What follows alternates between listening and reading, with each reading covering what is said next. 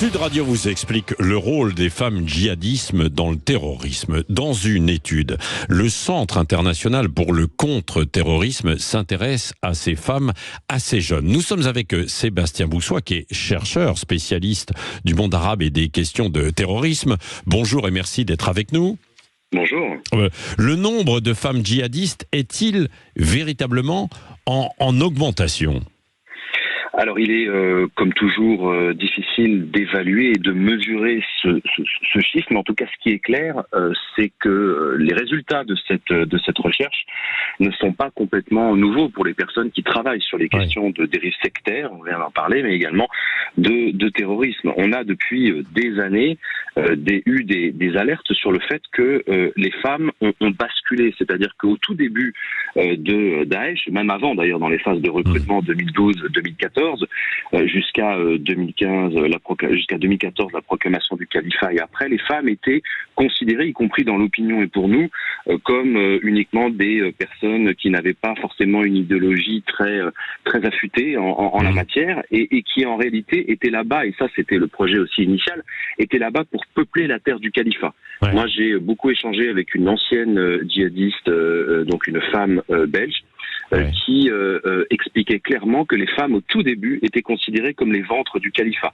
Il fallait peupler la terre sacrée et sanctuarisée de Daesh. Et puis les choses ont évolué. Oui, c'est ça, parce qu'on parlait de femmes de djihadistes et maintenant on parle de femmes djihadistes, hein. C'est différent. Absolument. Alors, en quoi leur rôle a évolué, là, justement, ces dernières années ? Alors, le rôle a évolué parce que, au tout début, on était sur des profils plutôt humanitaires, comme beaucoup d'ailleurs, ce qu'on appelait les djihadistes romantiques. C'était valable aussi du côté des hommes. Et puis, petit à petit, on a aussi découvert ces femmes qui tombaient amoureuses sur les réseaux. Ou soit elles partaient, comme beaucoup, avec leur mari étant endoctriné, la femme partait accompagner son mari, mais également les enfants qu'elle avait déjà eu en Europe ou ailleurs.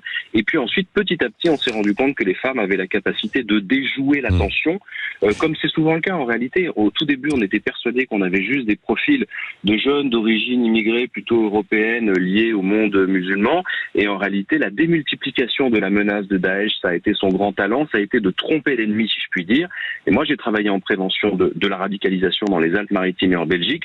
On s'est retrouvé de plus en plus avec des convertis, on s'est retrouvé de plus en plus avec des mineurs, et on s'est retrouvé de plus en plus avec des femmes, et aujourd'hui elles représentent un enjeu majeur, aussi bien enfermées dans les camps tenus par les Kurdes en Syrie que dans les prisons aujourd'hui pour celles qui ont été rapatriées par l'État français. Dans les prisons en France, quoi, ou sur le sol européen. Alors, elles sont de plus en plus jeunes aussi, c'est ça, quoi.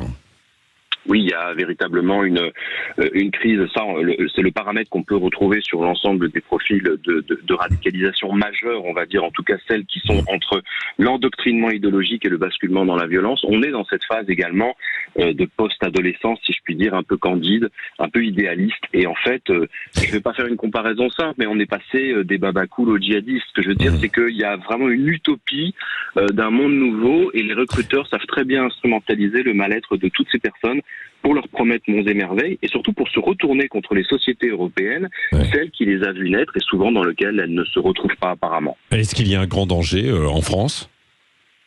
Écoutez, si on pose la question de la menace en général, oui, il est réel. Il ne faut pas considérer que parce que Daesh est tombé en 2018, on en a fini. L'idéologie, malheureusement, ne meurt jamais. Les femmes qui sont en Syrie peuvent être récupérées ou instrumentalisées dans une forme de radicalisation anti-européenne désormais, puisqu'il y a eu ce grand débat sur doit-on rapatrier les femmes ou pas, puisqu'on pensait qu'elles étaient juste non idéologisées. C'est bien pour ça que les choses se sont compliquées, c'est qu'elles n'ont pas eu pour certaines que des enfants.